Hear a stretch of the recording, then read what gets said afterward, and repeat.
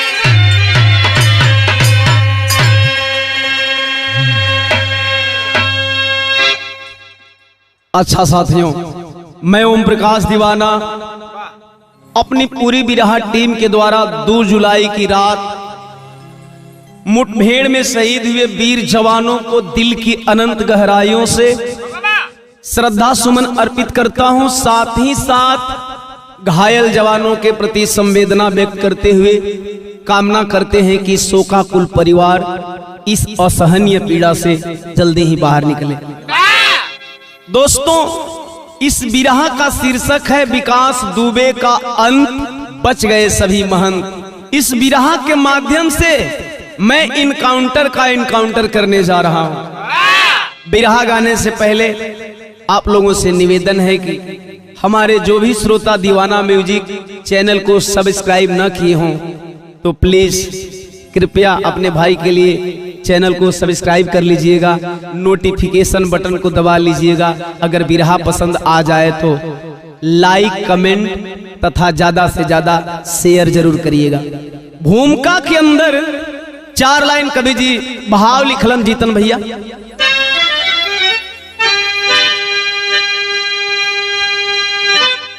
यारों बुरे कर्म का फल बुरा मिलता है,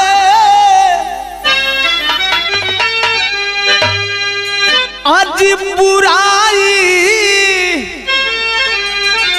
का जग में बुरा अंत होता, दहशत की दरिया में मारे जो गोता, जुल्म की धार में जुल्म खुद को डुबोता, खादी खाकी के साये में गुंडा पले, रात दिन आम जनता झेले गुंडागर्दी।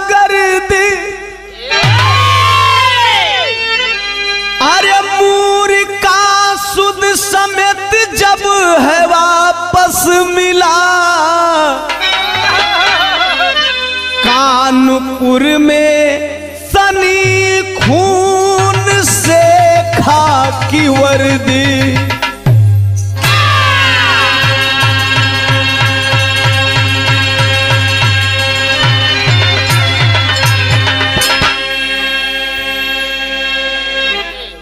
चांद कादरी साहब की गजल बिरहा में लगी। इसका मारा कोई बेचारा आशिक अपने दोस्तों की महफिल में दर्द दास्तां सुना रहा है। कैसे जीतन भैया?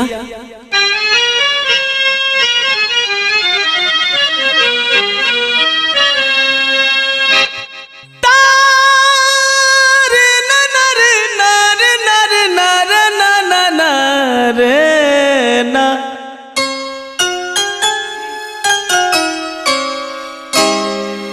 अजी टूट गए हम,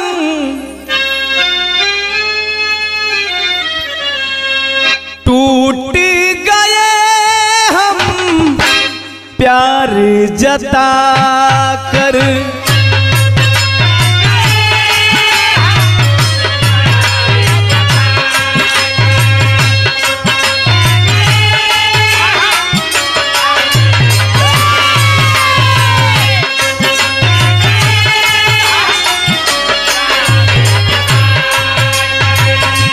पत्थर दिल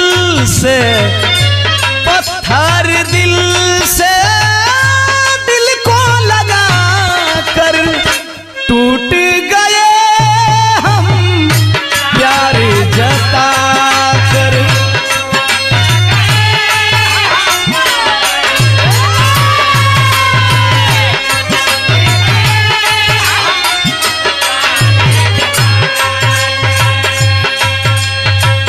मगर ये धनंजय भैया, दुनिया वालों को एक बात बताना चाहूंगा, दोस्ती जमाने के हर लोगों से कर लेना, लेकिन दोस्ती किससे मत करना। हत्यारों का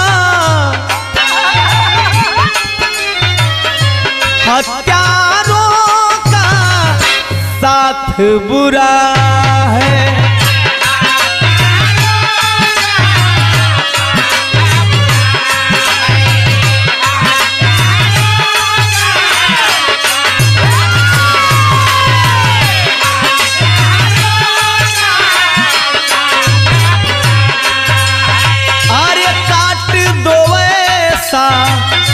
काट दो ऐसा हाथ बुरा है, हत्यारों का साथ बुरा है।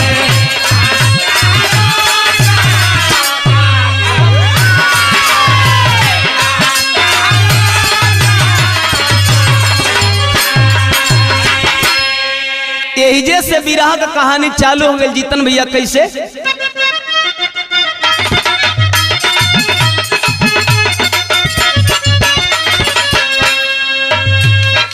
आए दुनिया वालों, हथियार, असलहा, बारूद, गोली, बम लोग क्यों उठाते हैं? कोई हथियार को मजबूरी में उठाता है, कोई हथियार को मजबूरी में उठाता है, कचहरी थाने से जब न्याय नहीं पाता है।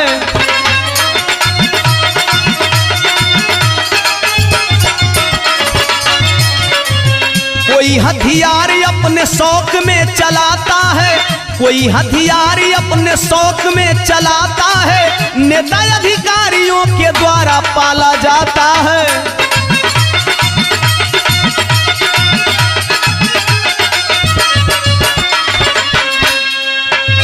ख्यात गैंगस्टर विकास दुबे के विषय में बताना चाहता हूं। बैकग्राउंड क्या है? यूपी कानपुर चौबेपुर का वासी था, ग्राम बीकरू का खास वो निवासी था।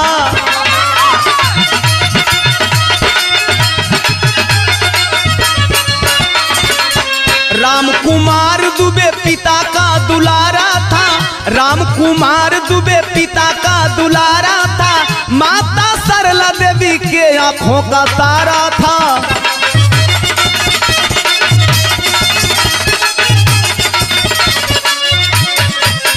3 दशक से गुंडा राज का अध्याय बना 1990।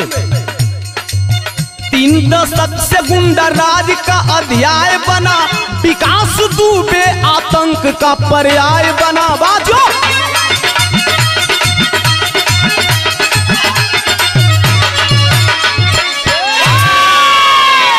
दोस्तों, खौफनाक दुर्दांत दहशतगर्द विकास दुबे का जन्म ग्राम बीकरू थाना चौबेपुर कानपुर देहात में 26 दिसंबर 1964 को हुआ था। माता सरला देवी, पिता राम कुमार दुबे। अपने माता पिता के 5 संतान में 2 भाइयों से बड़ा था और 2 बहनों से छोटा था। विकास कैसे अपराधी बना, ये मैं आप लोगों को डेट वाइज बताऊंगा। विकास का एक भाई अविनाश दुबे की हत्या 2002 में गोवा गार्डन के मकान में कर दी गई थी और दूसरा भाई दीपू प्रकाश गोमती नगर लखनऊ में रहता है। विकास के 2 बेटे हैं, एक बेटा विदेश में MBBS की पढ़ाई कर रहा है और छोटा बेटा लखनऊ में ही किसी विद्यालय में पढ़ रहा है। खैर, डेट वाइज मैं बताऊंगा कि आखिर विकास दुबे दहशतगर्द की दुनिया में अपना कदम कैसे रखा, आतंक का साम्राज्य कैसे बढ़ा। बिरहा में पहला रंगीन गीत ये हमरे धर्मेंद्र भाई लायक तरजबा।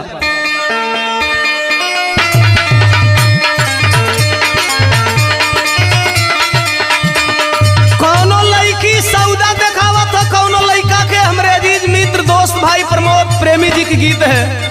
मार्केट में तहलका है टाइम है गीत को।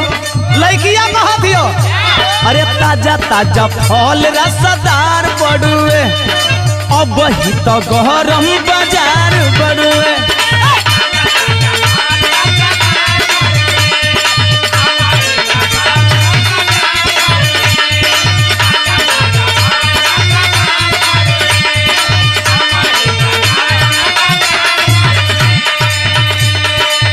कहता कि चल ठेला पर अकेले ले हम पीछी के हो, चल ठेला पर अकेले ले हम पीछी के हो। बोल का भाव बा तोहरा लीची के हो, बोल का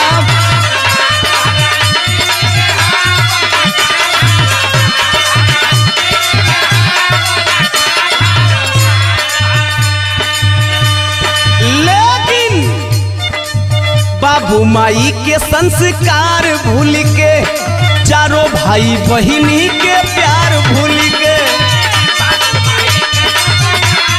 बहुत बढ़िया धर्मेंद्र भाई।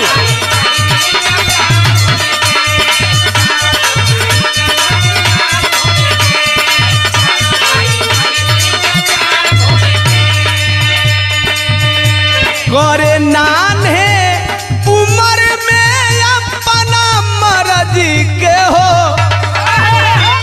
के विकास दुबे करे नान्हे उम्र में अपना मर्जी के हो, तब भइल भूतवा सवार गुंडा गर्दी के हो।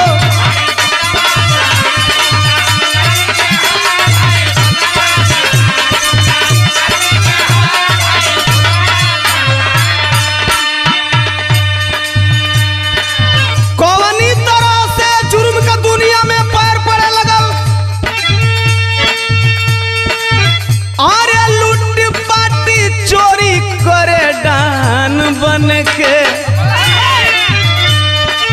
दहशतगर्दी के भगवान बन के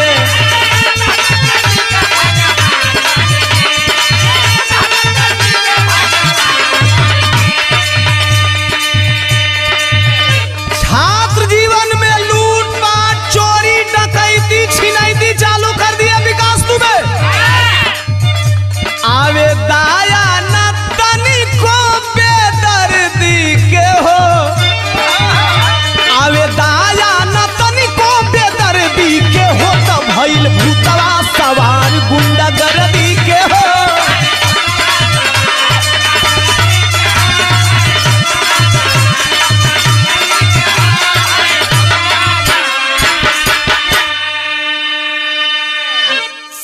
साल की उम्र में अर्थात छात्र जीवन में ही जुल्म की दुनिया का बेताज बादशाह बनने का सपना देखने लगा था। तो आगे क्या हुआ, तर्ज बदल गई भैया। ये हमरे कैसेट का गीत बा आप लोगन के बीच में रिलीज के लिए बनी, बड़ा पसंद करता नहीं।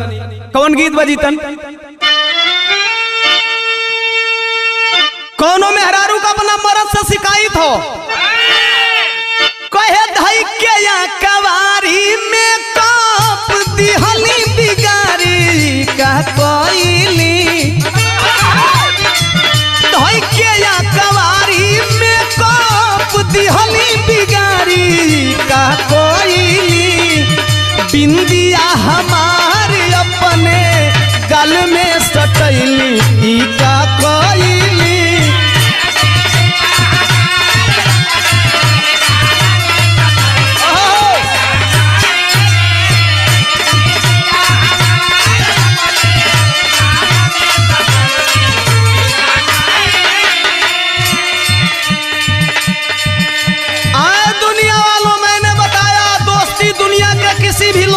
कर लेना लेकिन दोस्ती किससे मत करना यह लाइन क्लियर करेगी। चोर बदमाश चाहे डाकू या आतंकवादी बलात्कारी चोर बदमाश चाहे डाकू या आतंकवादी बलात्कारी मौका पाके छेद दी है जवने में खई है उहे थारी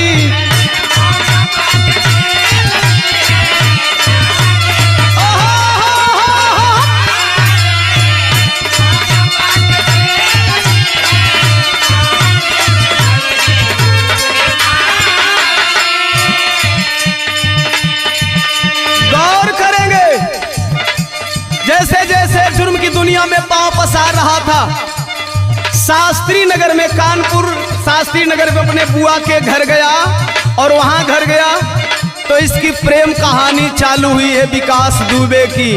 कैसे शास्त्री नगर में बढ़ल राजू से याराना भैया राजू खुल्लर उर्फ ज्ञानेंद्र की बहुत खूबसूरत छोटी बहन जिसका नाम था रीचा उर्फ सोनू निगम। का किया रीचा पे विकास पंडित भइले दीवाना ये बाबू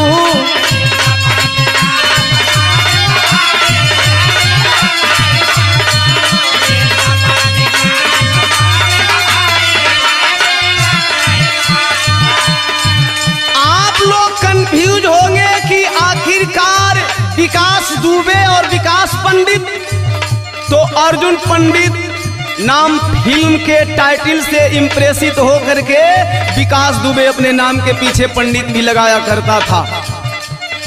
रीचा का माई बाबू के शादी मंजूर ना हो क्योंकि वह गैर बिरादर की लड़की थी। बंदूक के नोक पे विकास दुबे क्या किया बंदूक के नोक पे भागा के किया शादी अत्याचारी बंदूक के नोक पे भागा के किया शादी अत्याचारी मौका पाके छेद दी है जवने में खई है उहे भारी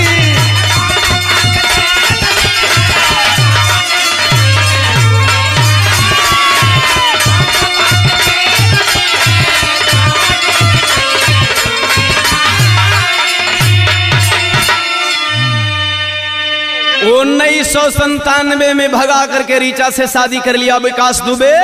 अब मैं आप लोगों को बता देना चाहता हूं कि अपने जिंदगी का पहला मर्डर कब किया क्यों किया किसका किया। शिवली स्थित जिस तारा चंद इंटर कॉलेज में वह पढ़ता था 2000 में उसी ट्रस्ट की दुकानों पर कब्जेदारी में जब प्रधानाचार्य सिद्धेश्वर पांडे रोड़ा बने बाधक बने तो आखिर हुआ क्या। गीत बदल गई बड़ी पुरान तरज बा जीतन तनी मजाए के बजाओ तो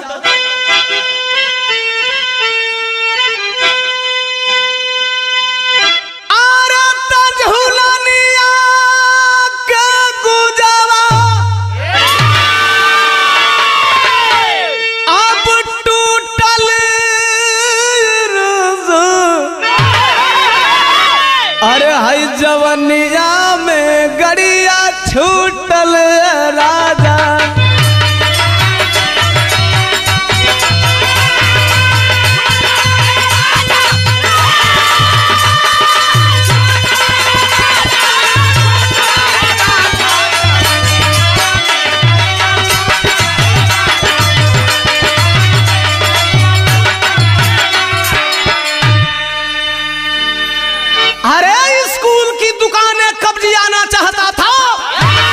सिद्धेश्वर पांडे रोकना चाह रहे थे, दिन दहाड़े हुआ क्या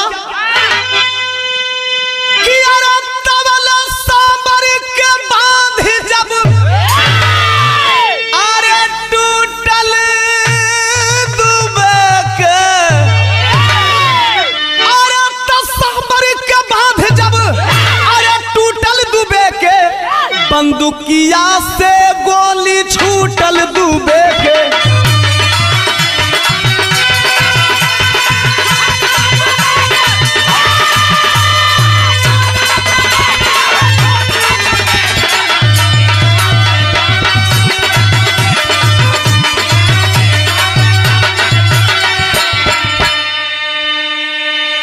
अरे दिन दहाड़े कॉलेज पे चली है गोली, अरे तवले पांडे सिद्धेश्वर के बंद भैली बोली।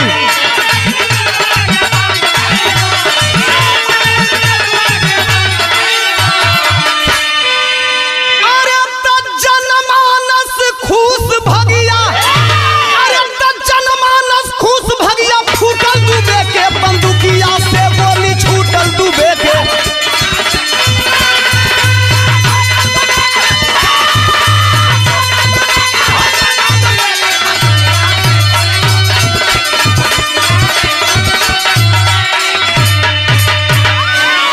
अरे बाबू, आखिरकार सिद्धेश्वर हत्याकांड में आजीवन कारावास हुआ, जेल हुआ। विकास दुबे को एरिया के लोग बड़ा खुश होने की चलक कम से कम एगो गैंगस्टर का आज खात्मा हो गई, जेल में गई। अब हमारे क्षेत्र के लोग तनी शांति से जीवन यापन करें। लेकिन तवले भयल का बाबू जेलवा में हुए, घरवा का होता तरज बदल गई।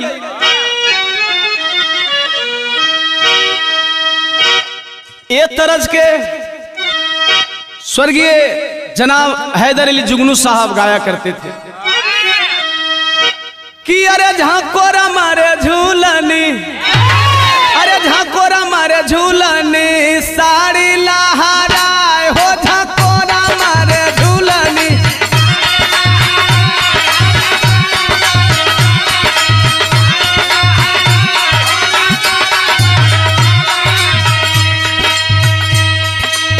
स्वर्गीय कैलाश दादा गावे लवटी के नहीं आयो,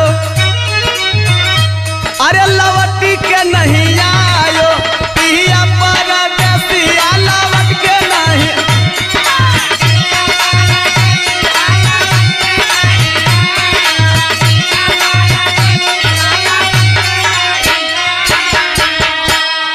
लेकिन यही के हम गौली जौना के रउआ लोग बड़ी पसंद करत बानी।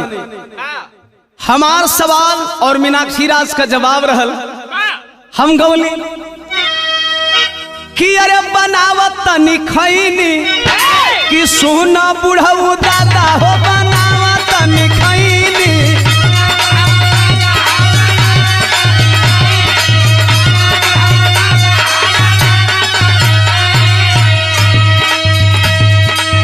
टिकटकवा पर बीगो पर लाइक पर तो हल्का मचा देलस, लइका बूढ़ जवान कुल बनैले कौनी तरह से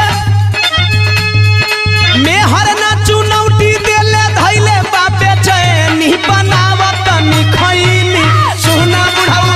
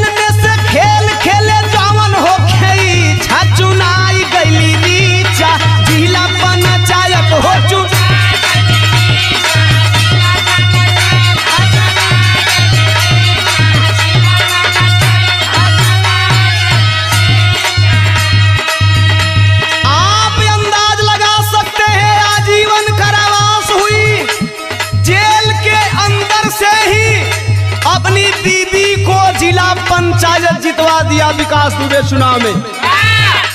इतना ही नहीं, कितना पहुंच रहा सरकारी ऑफिसर्स में, नेता के बीच में, नेता अधिकारी अपराधी के सपोर्ट से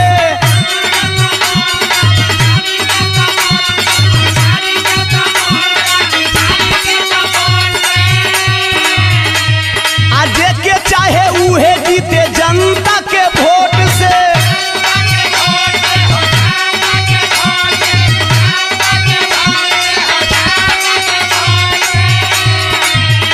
अरे करे जे विरोध मरवाई देवे नीचा, चुनाई गईली रीचा, जिला पंचायत हो चुनाई गईली रीचा।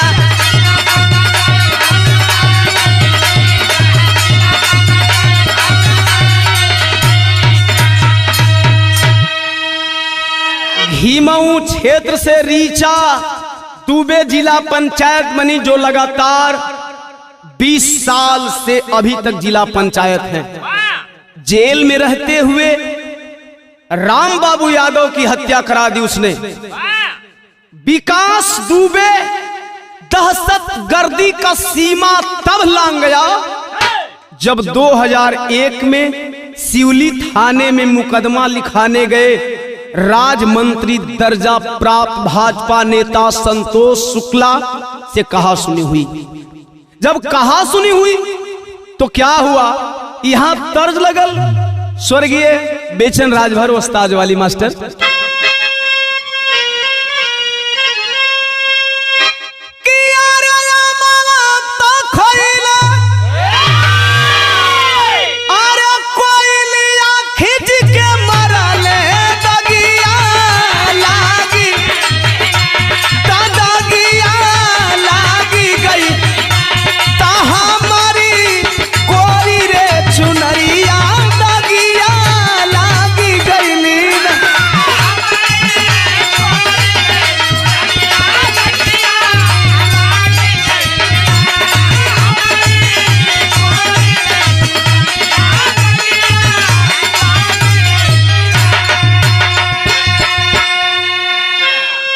मगर तो सिवली थाने में क्या हुआ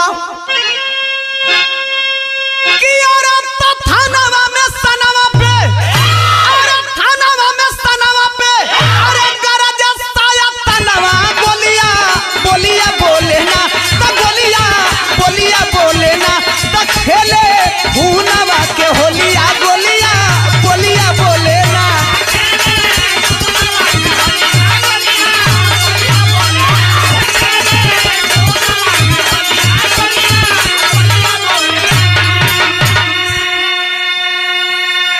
मारल गईले संतोष पुलिस पब्लिक के बीच में, अतवले मार दिया छक्का गुंडा गौरदी के बीच में।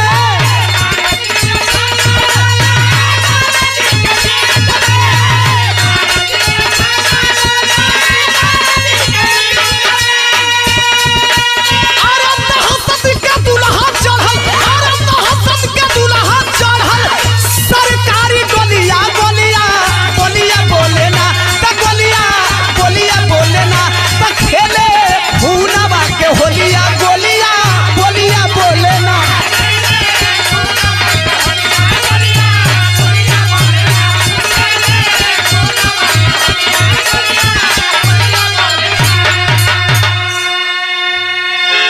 आए दोस्तों, जब हिस्ट्री सीटर विकास दुबे को श्रम संविदा बोर्ड के चेयरमैन राज्य मंत्री दर्जा प्राप्त संतोष शुक्ला के हत्या के आरोप में जेल हुआ तो 40 दिन के भीतर चार्जशीट दाखिल की गई, फिर भी गवाह के अभाव में बरी हो गया।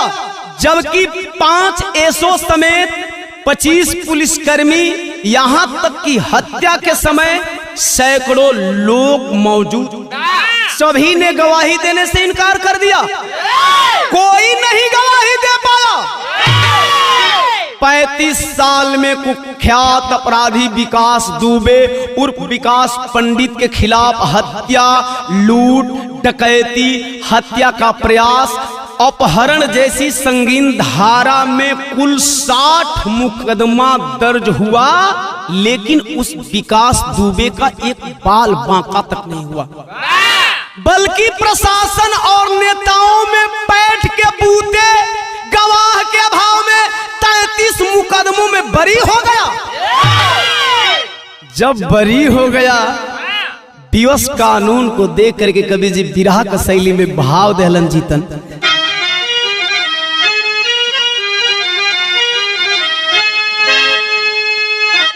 तय भैया थाने में एक अपराधी जीत गया, अरे थाने में एक अपराधी जीत गया, अरे तखाकी के सन्मुख जब हार गई है खादी। बिरहा प्रेमियों, हमारे अजीजों, आप लोगों ने सुना होगा, लोग कहते हैं कि कानून अंधा होता है, लेकिन आप सबका भाई ओम प्रकाश दीवाना कहता है कि कानून नहीं अंधा होता। अरे कानून नहीं अंधा होता, अंधा होते हैं अधिकारी। जनता भी अंधा होती है, अंधा होते सत्ताधारी। किस तरह से आम आवाम नेता अधिकारी अंधा होते हैं? क्यों अंधा होते हैं? क्यों न्याय प्रक्रिया में चूक हो जाती है?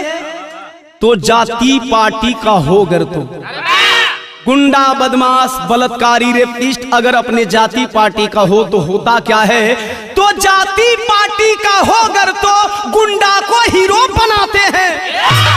अरे जाति पार्टी का ना हो तो हीरो को जीरो बताते हैं। कूल खेल शत्रुघ्न भाई जाति और पार्टी का। यही बात गायकी क्षेत्र में भी देखने को मिलती है यारों।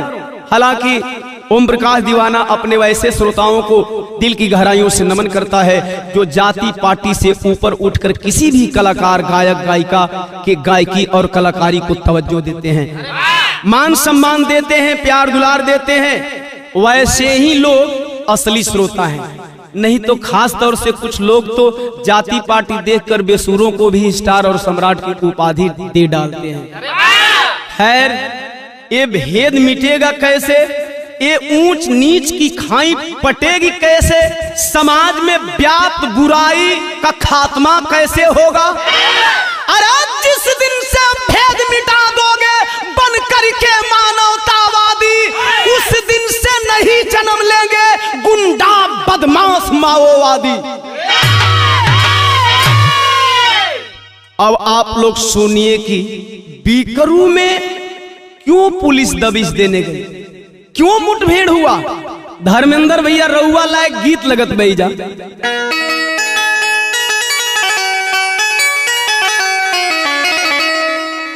किसे नुरा सब कर ए गुड़े रे हउवे, से नुरा सब कर ए गुड़े रे हउवे, सहजनवा अलगा अलगा बा।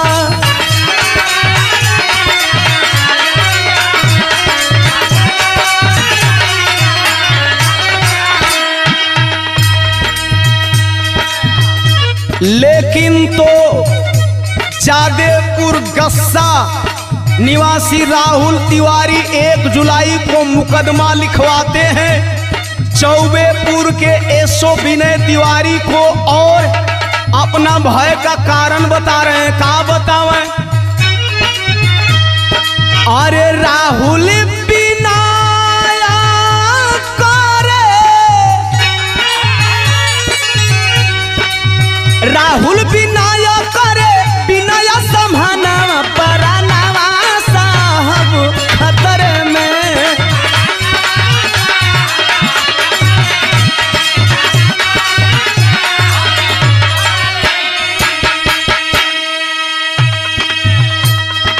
ए साहब अपहरण किया था, धमका रहा था, जबरी जमीन को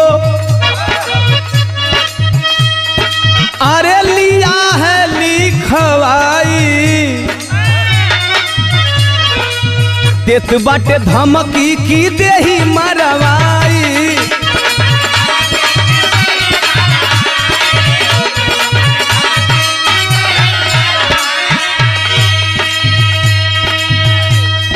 ऐसो विनय तिवारी कहते हैं राहुल जाओ हम तैयारी करेंगे। तैयारी हो रही है, कौनी तरह का तैयारी? 12 बजे 20 के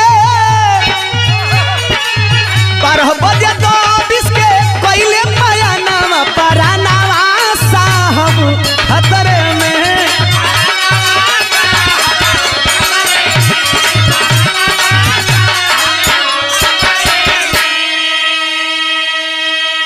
अरे बाबू, मुकदमा लिखने के बाद सीओ बिल्हौर देवेंद्र मिश्रा के नेतृत्व में जब दबिश देने की योजना बनी तो इधर देखें एसो विनय तिवारी मुखबिरी कर गया।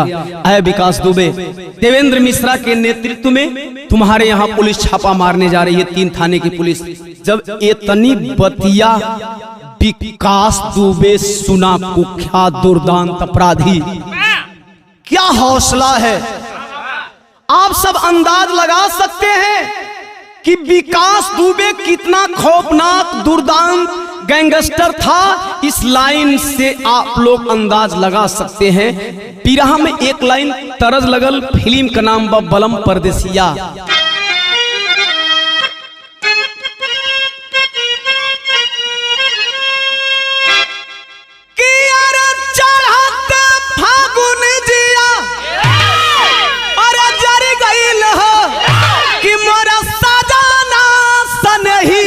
बिछुड़ी गईल हो,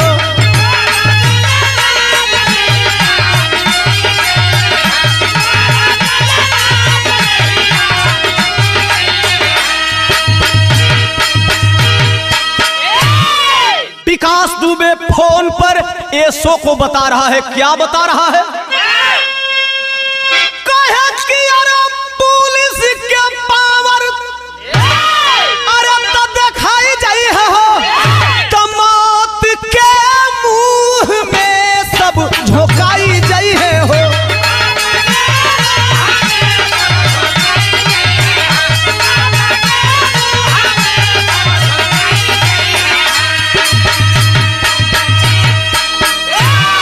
अरे ठीक है, आधी रातिया के भइल मुठभेड़ हो, आया ठो पुलिस वाले भइल मौके पर ढेर हो।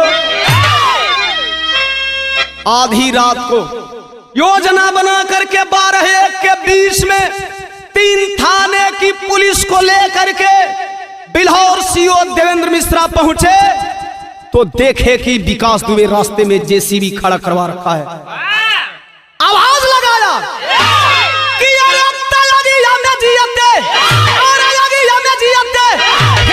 जाई है हो, तो मौत के मुंह में सब झोंकाई जाई है हो।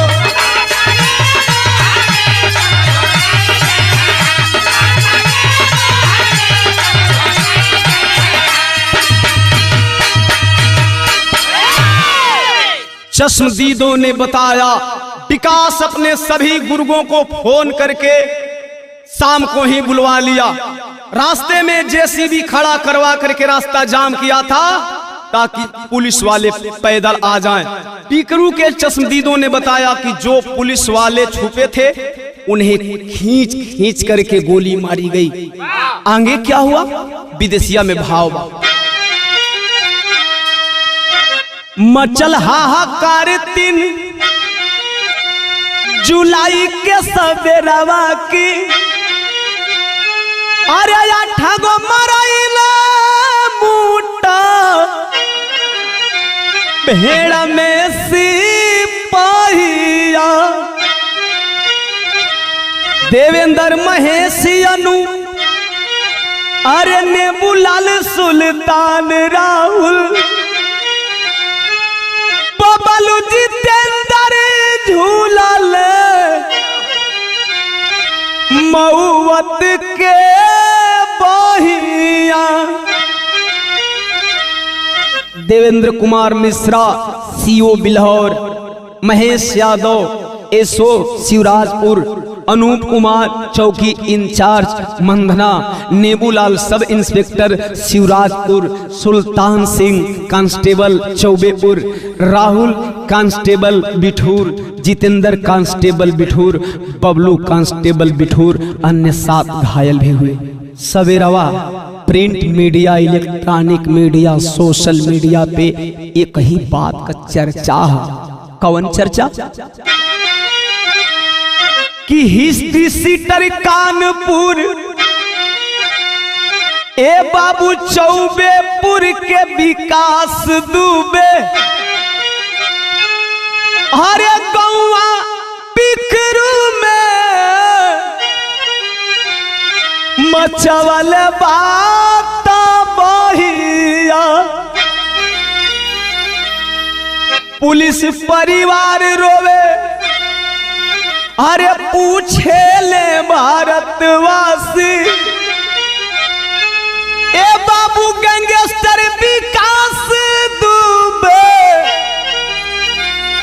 मारल जई है कहिया। मुठभेड़ में 2 अपराधी भी मारे गए। प्रेम प्रकाश दुबे की बहू सुषमा कह रही थी मीडिया के मुताबिक, सूत्रों के मुताबिक, कि छुपे पुलिस वाले जो शौचालय में अपनी जान बचाने के लिए छुपे थे, माफी मांग रहे थे, मत मारो तुम बचोगे नहीं। लेकिन सवेरवा पूरे भारतवर्ष में हाहाकार मचल।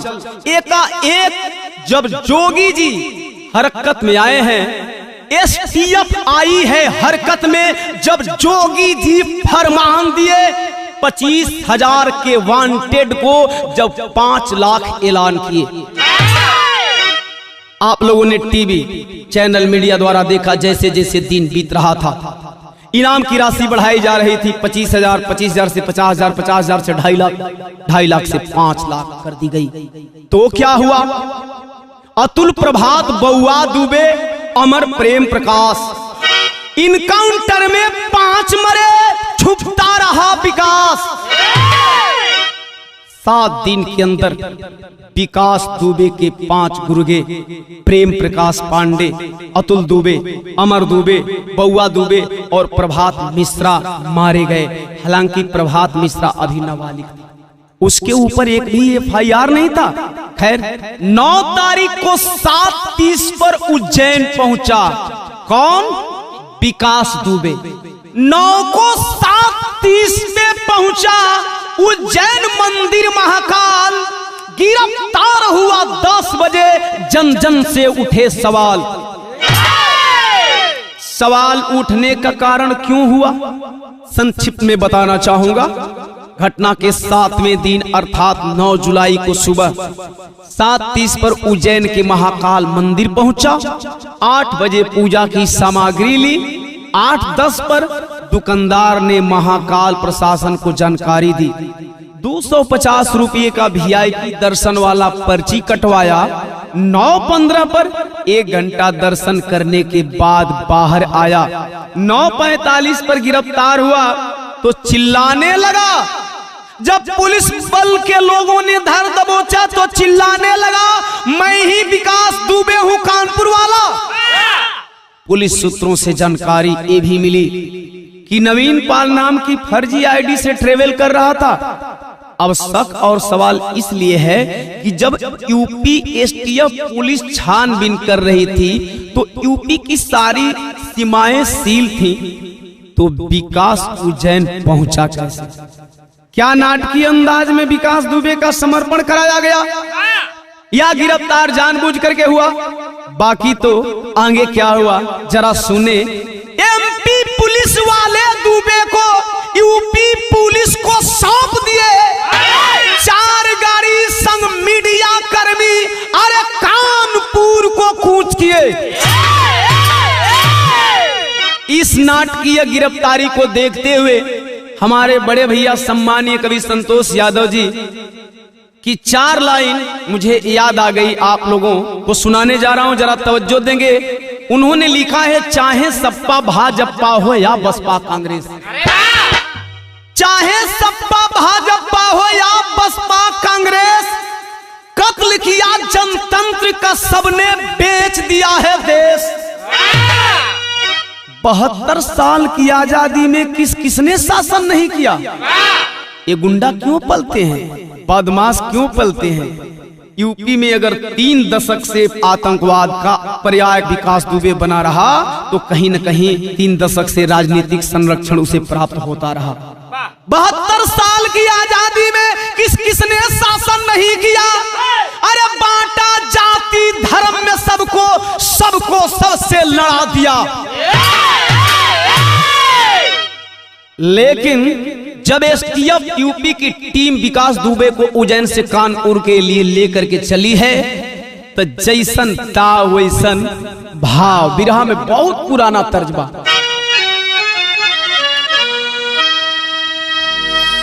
एसटीएफ विकास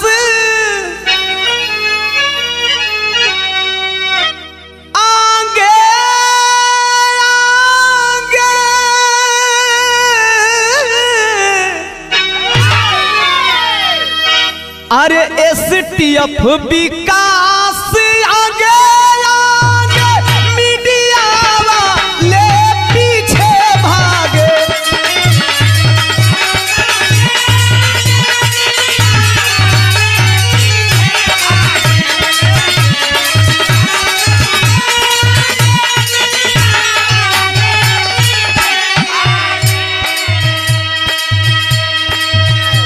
मीडिया कर्मी, न्यूज चैनल वाले, बाहर मीडिया वाले, क्या आप लोगों ने अपनी जमीर बेची है? एक जमाना था जब न्यूज चैनल पे समाचार आते थे, टीवी खोल करके हमारे दादा बाबा पूर्वज बैठते थे और चैनल पे समाचार जो सुना दिया जाता था उसे सत्य मान लिया जाता था।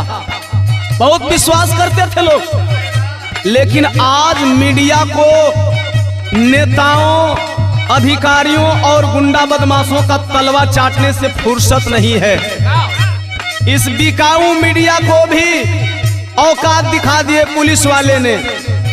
तेज भारी बारिश में 10 जुलाई सुबह 6:30 पर कानपुर टोल प्लाजा पर एसटीएफ के गाड़ियों के आगे पीछे 2 गाड़ियां और शामिल हुई, जो मीडिया कर्मियों को और अदर गाड़ियों को बीच में आने से रोक रही थी। आखिर भागते भागते सुबह 6:55 पर क्या हुआ? अरे तो रोक दी गई गोदी मीडिया। कुछ दूर पे गोदी मीडिया को रोक दिया गया। वही मीडिया पहले बाप दादा का जमाना में समाचार आवे तो लोग कहे कि समाचार आए टीवी पर, रेडियो पर, ओके यकीन करें। लेकिन आज राजनेताओं का तलवा चाटते चाटते यह बिकाऊ मीडिया का भरोसा जनता के बीच से उठ गया। क्यों रोक दिया गया इस मीडिया को? अरे तो नहीं लाइव देखा पाए भेदिया।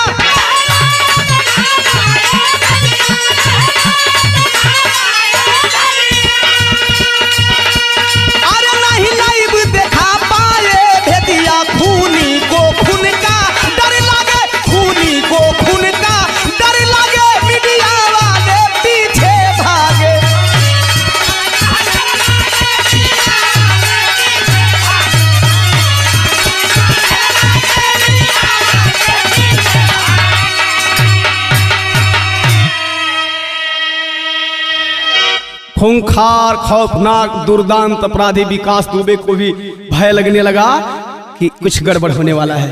जो दर्जनों लोगों का हत्यारा था, खैर और का भय। अरे तब बस 15 मिनट में खेल हुआ। मात्र 15 मिनट में कौन खेल? सिस्टम फेल हुआ।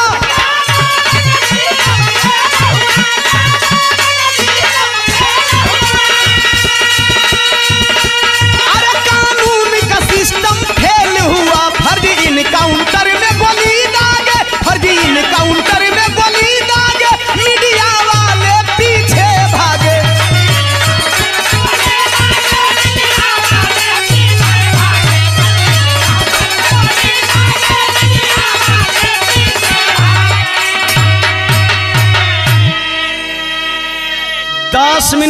बाद मीडिया कर्मियों को छोड़ा गया तो कानपुर के पास जब भौती गांव में रोड का नजारा देखा गया तो देख करके सारे मीडिया कर्मी हैरान रह गए।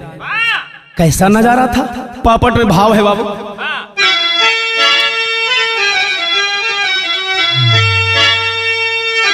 अरे तयन काउंटर में खत्म भइल बा काज राज सब नेता के,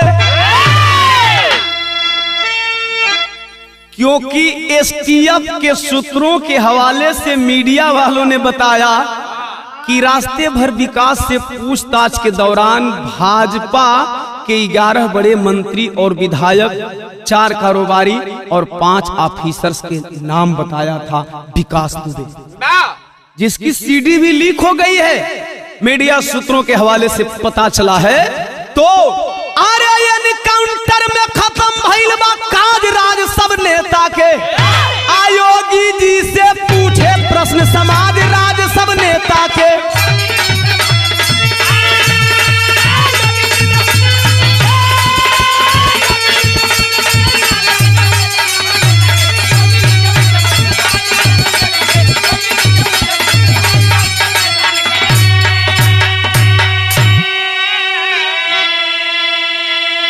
बहुत सारे अनसुलझे सवाल है। सवाल नंबर 1, अरे काहे रोकल गइल मीडिया, कैसे पलटल गाड़ी हो, अब 15 मिनट में टीयू भी, कैसे बनल सफारी हो।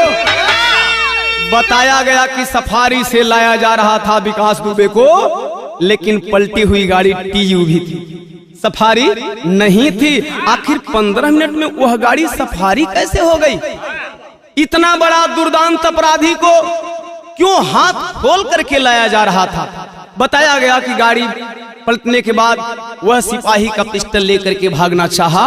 अगर वह भाग रहा था तो फिर उसके सीने में गोली कैसे? इतना ही नहीं, लोगों ने बचाव में एक बात और कहा, भैंस का झुंड आ गया, गाड़ी पलट गई। जबकि गाड़ी पलटी थी तो रोड पे खरोंच तक नहीं था। तो अरे भैंस के झुंड का पढ़त रहे नमाज राज सब नेता के। बयान दे वाला लोगों से सवाल है कि का भैंसियन के झुंडवा सवेरवा सवेरवा रोडवा पर बैठ के नमाज पढ़त रहे? आ साच बोले में काहे लागे लाज राज सब नेता के। ऐ बाबू, सवाल नंबर 2, इनकाउंटर क्यों किया? जिंदा रहता दुबे तो कई लोग हो जाते दोषी हो, आ कारोबारी अधिकारी ए बाबू नेता सफेद पोसी हो। अरे तरही बांस ना बंसुरी करी आवाज राज सब नेता के। आये भैया बनल रही पावर कुर्सी, अरे ताज राज सब नेता के। क्यों इनकाउंटर किया गया? बिरहा के आला में क्लियर कर देना चाहता हूं। हालांकि इनकाउंटर के बाद बहुत सारे सवाल आए। बदमाश, चोर, डकैत, गैंगस्टर, आतंकवादी, माओवादियों का इनकाउंटर होना चाहिए। मैं भी इस पक्ष में हूं। हालांकि इनकाउंटर के बाद कुछ ब्राह्मण समाज के लोगों ने कहा कि मेरा शेर मारा गया है, सीने पे गोली खाया है। ब्राह्मण समाज के लोगों से सवाल करना चाहता हूं कि अगर विकास दुबे शेर था तो संतोष शुक्ला कौन था? आपके नजर में एक बदमाश, एक गुंडा, एक गैंगस्टर शेर है?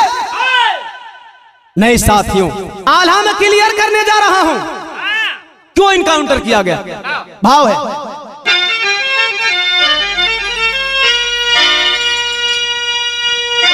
महाकाल मंदिर में दर्शन करने के बाद लोग कहते हैं कि अकाल मृत्यु नहीं होती है।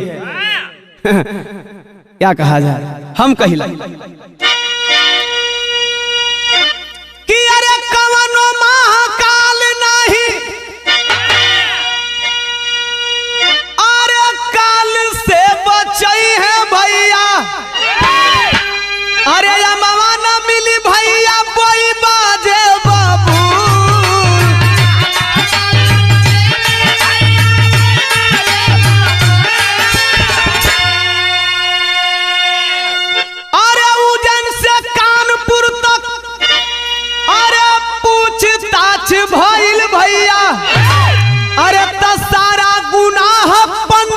कैले हो कबूल।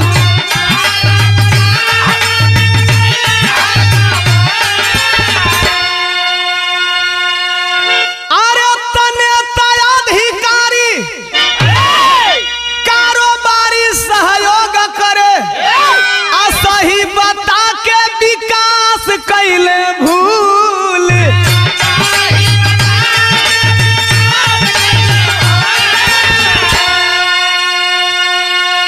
एसटीएफ वाले उज्जैन से चले, पूछते रहे, विकास दुबे बताता रहा। जब सारी जानकारियां ले ली गई तो अरे पूरा बयानवा रिकॉर्ड कैल गइल भैया, होई कार्रवाई की सबूत होई गुल।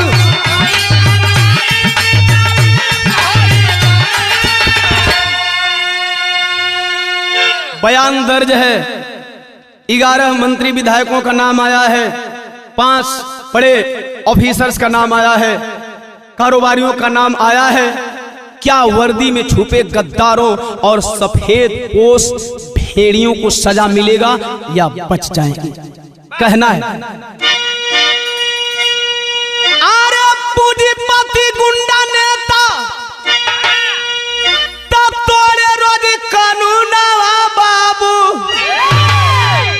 अरे खाली गरीबवन के खातिर बाटे रूल।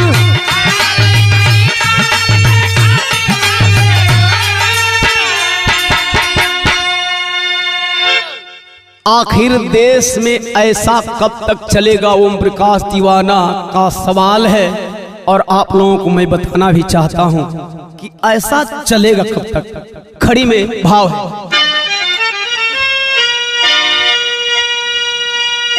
अरे तो जाति पार्टी देख जब तक चुनाव गुंडा बलात्कार,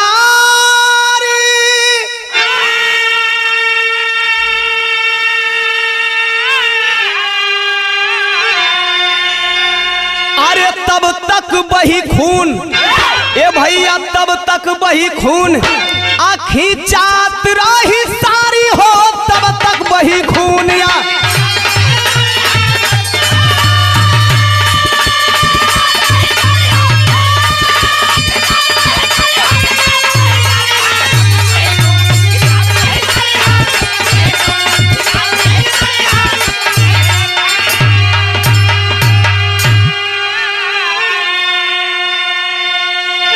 इसलिए ओम प्रकाश दीवाना एक सोशल गायक कलाकार होने के नाते आप लोगों से निवेदन करना चाहेगा, अपना पराया के भेदवा मिटाओ, अशिक्षित ईमानदार हर प्रत्याशी के जिताओ। अरे जब तक रही देश में ए भैया गरीबी लाचारी हो,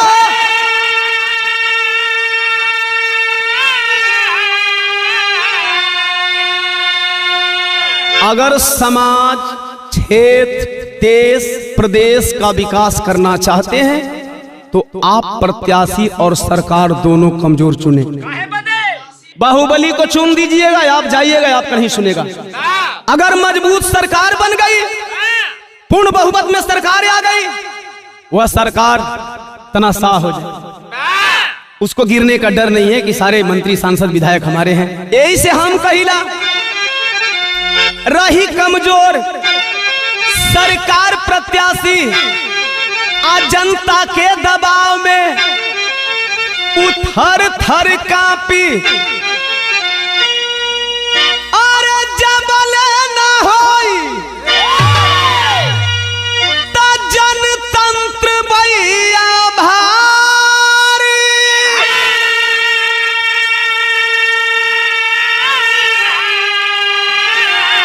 अरे तब तक होई जुर्म, आखी जात रही सारी हो तब तक होई जुर्म।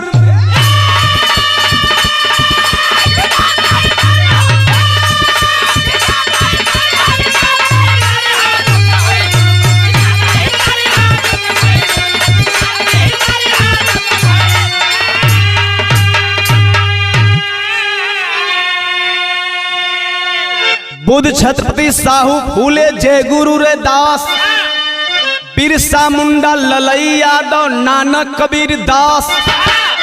अरे थाने में एक अपराधी जीत गया,